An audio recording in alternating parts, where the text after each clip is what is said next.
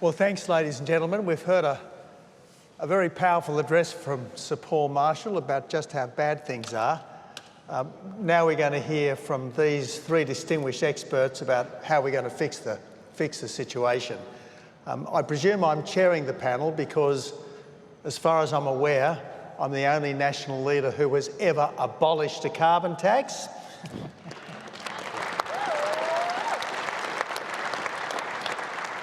Lord David Frost, he solved the insoluble by negotiating Brexit. Zia Yusuf, the chairman of Reform, is transforming British politics. And Torsten Abelson, head of the new social market think tank in Germany, is going to tell us how Germany will once more give us a very good example. So, David, first of all from you, a British policy perspective on the trouble we're in and how we get out of it. Yeah, thanks, Tony. I want to sort of zoom out slightly and ask why it is that the West has got captured by this ideology that we've heard described. How come that a small rise in temperatures has produced this kind of massive Western obsession with changing the structure of our economies? And as Paul was saying, it's particularly bad in this country. I think there are kind of two reasons for it, really. One is the deeply rooted Malthusianism that's in a lot of our minds, this sense that resources are, always limited, and we've kind of got to live within that. And, it almost has a religious component, some of this now, the sort of worship of Gaia and the planet. And if you doubt me, look at the fact that the Church of England has actually put images of the earth above its altars at various times in the last couple of years. So there's this substitute religion element.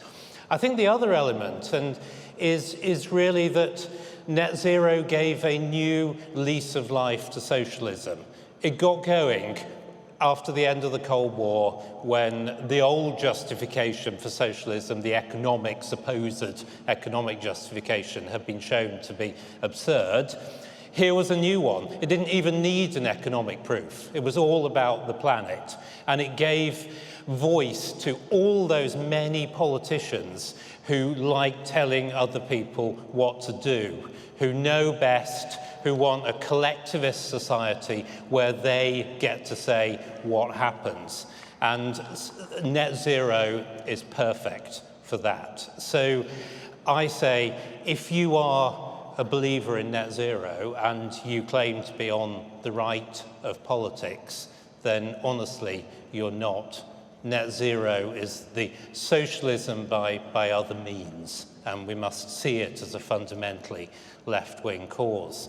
So we've been captured by this in this country and across the West, and it's almost like a spell that allows people to believe the most absurd propositions. That you can look at the wind farms and the solar farms across the countryside and say, this is improving the environment. It's like it's some sort of magic spell that we're all bound by, and it is our job, those of us who don't believe in this, to break that spell, to tell the truth, to be honest, just as J.D. Vance did in that great speech in Munich the other day. Be honest and be clear. Be clear, net zero is not about growth. It's bad for growth. Be clear that wind farms are more expensive than other means of generating electricity. And above all, be clear, as Paul was saying, that the rest of the world is not taking this seriously and laughing at us. So break this mindset, tell the truth, and break this spell that we're all subject to. Zia, as a successful British entrepreneur, you've had to live with this nightmare. Just explain what it was like for you and where we should go. Yes, well, I would also like to talk about the impact of the net zero madness on the United Kingdom. Firstly, because we're in the United Kingdom. Secondly, because I'm chairman of Reform UK. And thirdly, most importantly, because I love this country and I care deeply about it. You know, the first thing I would say is that the energy policy of the United Kingdom should promote the flourishing of its citizens. And what does that mean? It means it should promote a flourishing, fast-growing, booming economy. It should create great jobs for British people. And, let's be clear about this, in the long run, it must ensure we all have clean air to breathe and a beautiful country in which to live. Let's also be clear about something else, that these policies known as the net zero policies that have been promoted by successive British governments have done the opposite, the very opposite of those things. They've cost millions of jobs, they have debilitated the economy of this country, and they've promoted enormous unacceptable hardship on British people, hard-working British people.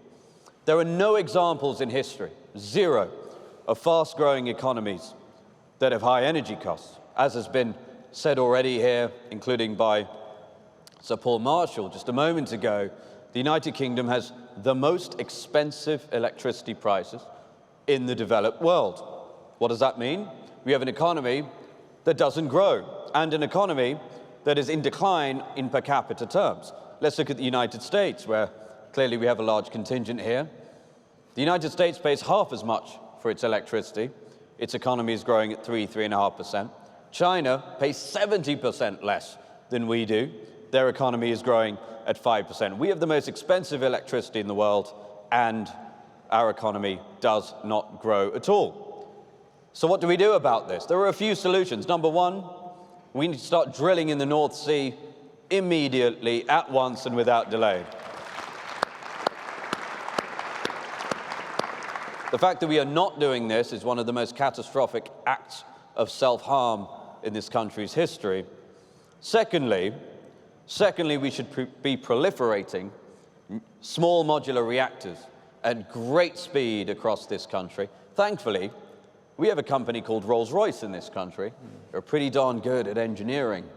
They've made a pretty good job over it over many, many, many years. They have an amazing product in terms of SMRs. These small modular reactors, they're the size of about 2 football pitches. They create enough power, they can supply 1 million homes, and yes, they're emission-free. Why are they not being proliferated? Why are they not all over this country as we speak to make energy cheap and abundant? 2 reasons. One, the Tories are incompetent, shambolic, and cowardly, present company notwithstanding, of course. And the Labour Party are in no small part funded by renewables companies. So that's what we need to be doing. We need to be doing that at great speed. And I want to say this as somebody who built a tech company. We all need to understand what time it is. We are in an AI arms race, and the number one limiting factor on those massive GPU clusters, these AI supercomputers that are being built at enormous speed in the United States and by all accounts now in China via Singapore, is energy prices, is energy. And we are in this insane situation now where the big 5 US technology companies, private companies, have 40% as much energy capacity in their ownership as a sovereign nation of the United Kingdom, and they will overtake us within 7 years. Ask yourself this: who do you think has a better sense of the threats and opportunities in the world? Mark Zuckerberg and Jeff Bezos, or Mad Ed Miliband? Well done, well said, Zia. Okay, so Torsten, what can Germany teach us, both positive and negative? Probably more about negative. Okay. As you know, we are an export country, and we are exporting wonderful products. I hope some of you drive some of them. And we also exported once beautiful words like kindergarten. And I just heard before, I learned that now we export words like Dunkelflaute. And this symbolizes the shame of the whole German energy policy. We started about 20 years ago with a climate policy, protection of climate. And as you know, when Germans are convinced of something, they do it very radical. And in this case, they did it very radical, but without a clear strategy. They just had the net zero goal, but not 2050 like the European Union, but 2045, radical.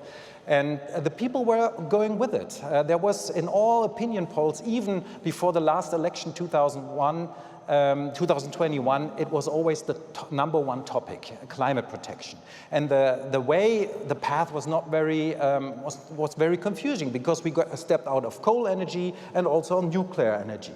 And this, it doesn't make sense, but the people were going with it. And we had this Fridays for Future movement, which was a left-wing movement, but it goes far into the center, even into the business community. German businesses were proud to say, oh, we are in the middle of transformation, we follow the Green Deal.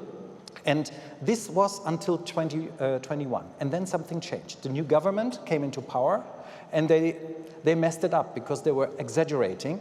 And there was one symbol, one law, that was the ban on oil and gas heating.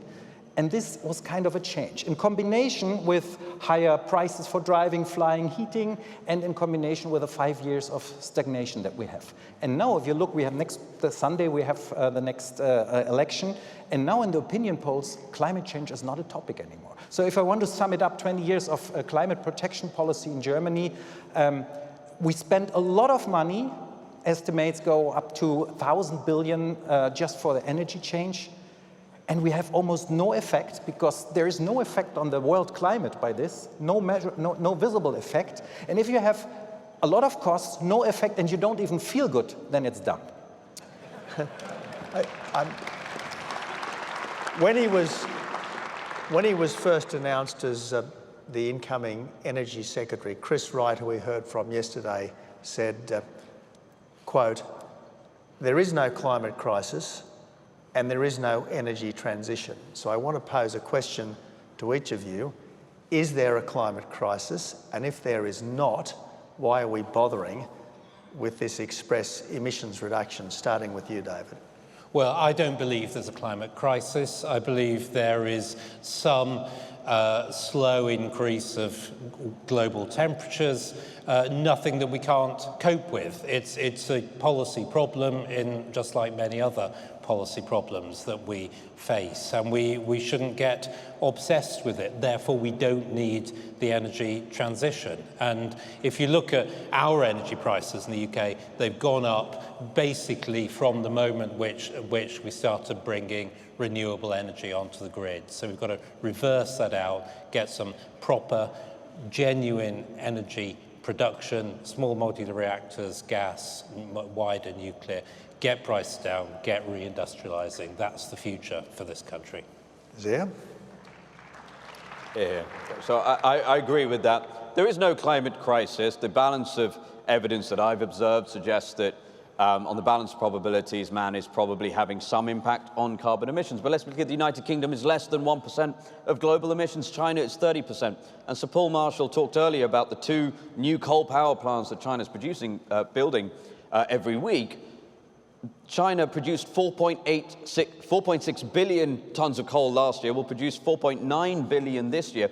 They can barely produce enough coal to power the plants which are producing all the solar panels and wind turbines that Matt Ed Miliband is buying from them.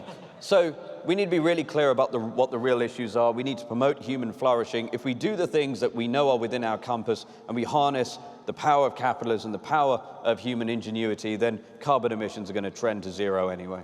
Well said. Torsten? Well, I think, of course, there's global warming, and I think global warming has a negative effect, and I think humans In can... London, I'd like to turn the temperature up. Yeah, sometimes here, In but this now it's room, fine. I'd like Now to it's turn fine. the Yeah, temperature yeah. up. And I think humans can, of course, influence it in a positive or negative way. But this is a worldwide task. And if we don't find worldwide partners who do all the same, then we are not on a level playing field. And then it's stupid to do all the expenses without any effect, as I said. And that happened to Germany. They thought we will be the role model and everybody will follow. But in the end, everybody was laughing. If we can finish on an optimistic note, in all the elections in Australia, where climate and energy has been a main election issue, it is the more conservative and the more sceptical side of politics which has won. So be brave and you can win. Thank you, gentlemen.